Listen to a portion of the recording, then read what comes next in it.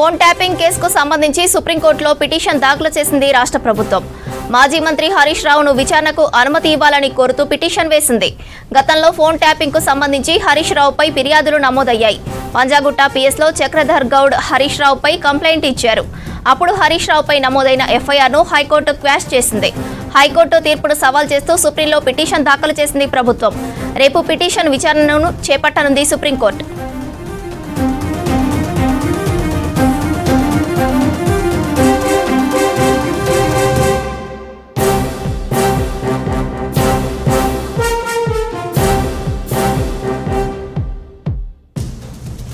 Phone tapping కేసుకు సంబంధించి సుప్రీంకోర్టులో పిటిషన్ దాఖలు చేసింది రాష్ట్ర ప్రభుత్వం. మాజీ మంత్రి హరీష్ రావును విచారణకు అనుమతి ఇవ్వాలని కోరుతూ పిటిషన్ వేసింది. గతంలో ఫోన్ ట్యాపింగ్ కు సంబంధించి హరీష్ రావుపై ఫిర్యాదులు నమోదయ్యాయి. పంజాగుట్ట పిఎస్లో చక్రధర్ గౌడ్ హరీష్ రావుపై కంప్లైంట్ ఇచ్చారు. అప్పుడు హరీష్ రావుపై నమోదైన ఎఫ్ఐఆర్ను హైకోర్టు క్వాష్ చేసింది. హైకోర్టు తీర్పుపై సవాల్ చేస్తూ సుప్రీంలో పిటిషన్ దాఖలు చేసింది ప్రభుత్వం. రేపు పిటిషన్ విచారణ చేపట్టనుంది సుప్రీంకోర్టు. ఇక దీనికి సంబంధించి మరింత సమాచారం అజయ్ అందిస్తారు. అజయ్ చెప్పండి, ఫోన్ ట్యాపింగ్ కేసులో అప్డేట్స్ ఏంటి?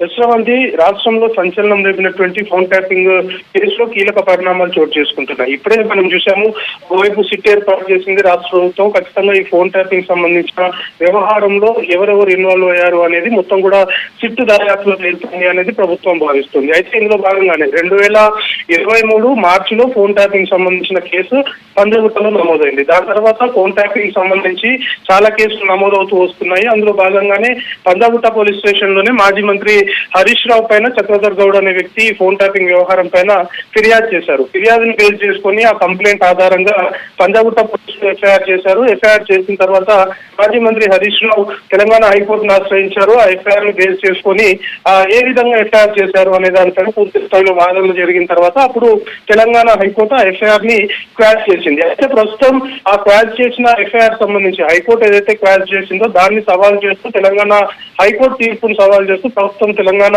రాష్ట్ర ప్రభుత్వం సుప్రీంకోర్టులో పిటిషన్ దాఖలు చేసింది. ఖచ్చితంగా మాజీ మంత్రి హరీష్ రావును విచారించేందుకు అనుమతి ఇవ్వాలి అంటూ తెలంగాణ హైకోర్టు గతంలో క్వాష్ చేసిన ఎఫ్ఐఆర్ ని బేస్ చేసుకొని దాన్ని సవాల్ చేసుకొని ఇప్పుడు సుప్రీంకోర్టుని ఆశ్రయించింది. మెయిన్ గా బీఆర్ఎస్ హయాంలోనే ఈ ఫోన్ ట్యాపింగ్ మొత్తం కూడా జరిగింది. ఖచ్చితంగా బీఆర్ఎస్ పార్టీలో ఉన్నటువంటి ముఖ్య నేతలు, అందులోనూ కేబినెట్ సంబంధించి అప్పుడు మంత్రులుగా ఉన్నటువంటి కొందరు ఖచ్చితంగా ఇందులో ఇన్వాల్వ్ అయి ఉన్నారు అనే ఆరోపణలు చాలా గట్టిగా వినబడుతున్నాయి. అట్ ది సేమ్ టైం ఇప్పటికే ఫోన్ ట్యాపింగ్ వ్యవహారంలో అటు మాజీ ఎస్ఐబి చీఫ్ ప్రభాకర్ రావుతో పాటు ఇతర పోలీస్ అధికారుల్ని క్వశ్చన్ చేశారు. దాంతో పాటు మరికొంతమంది స్టేట్మెంట్స్ కూడా రికార్డ్ చేశారు. అయితే అధికారులు ఎవరైతే ఇందులో ఇన్వాల్వ్ అయ్యారో కొంత మేరకు ఈ ఫోన్ ట్యాపింగ్ వ్యవహారంలో వెనక ఉండి ఎవరు ఆదేశించారు, ఎందుకు ఈ ఫోన్ ట్యాపింగ్ కి పాల్పడాల్సి వచ్చింది అనే దానిపైన వాళ్ళు ఇచ్చిన కన్ఫెషన్ లో కొన్ని పేర్లు తెరపైకి వచ్చినట్లు మనకి ఆఫ్ ద రికార్డ్ ఇన్ఫర్మేషన్ ఉంది. సో అందులో భాగంగానే ఇటు హరీష్ రావు పేరు కూడా ఇటు మాజీ ఎస్ఐబి చీఫ్ ప్రభాకర్ రావు కావచ్చు, లేకపోతే ఇతర అధికారులు కొంత మేరకు విచారణలో భాగంగా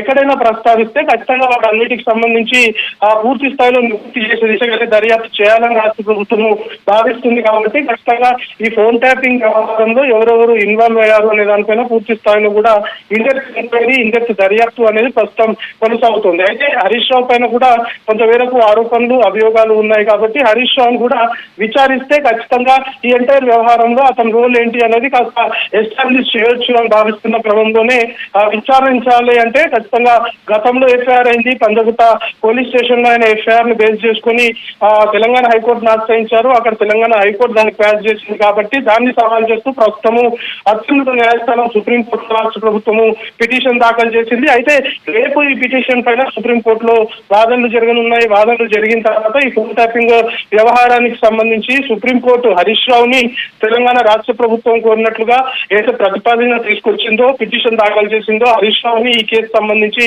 విచారించాలి అంటూ పిటిషన్ దాఖలు చేసిందో దానికి సంబంధించిన వాదనలు పూర్తి స్థాయిలో విన్న తర్వాత రేపు సుప్రీంకోర్టు ఈ పిటిషన్ పైన ఎలాంటి డైరెక్షన్స్ ఇవ్వబోతుంది, సుప్రీంకోర్టు గైడ్ లైన్స్ ఏ విధంగా ఉండబోతున్నాయని చూడాలి. రేపు సుప్రీంకోర్టు ఒకవేళ హరీష్ రావుని విచారించడానికి అనుమతిస్తుందా, లేకపోతే దీనికి సంబంధించి వాదనలు పూర్తయిపోయిన తర్వాత మళ్ళా వాయిదా వేస్తుందా అనేది కూడా చూడాల్సిన అవసరం ఉంది. సో మొత్తానికి ఫోన్ ట్యాపింగ్ వ్యవహారంలో మాజీ మంత్రి హరీష్ రావును ఖచ్చితంగా విచారించాలని రాష్ట్ర ప్రభుత్వం భావిస్తుంది. కాబట్టి ప్రస్తుతం అత్యున్నత న్యాయస్థానాన్ని ఆశ్రయించింది. సో రేపు వాదనలు పూర్తయిన తర్వాత సుప్రీంకోర్టు ఏ విధమైన డైరెక్షన్స్ ఇస్తుందో ఆ విధంగా ముందుకెళ్లాల్సిన సిచ్యువేషన్ ఉంది. రైట్ అజయ్.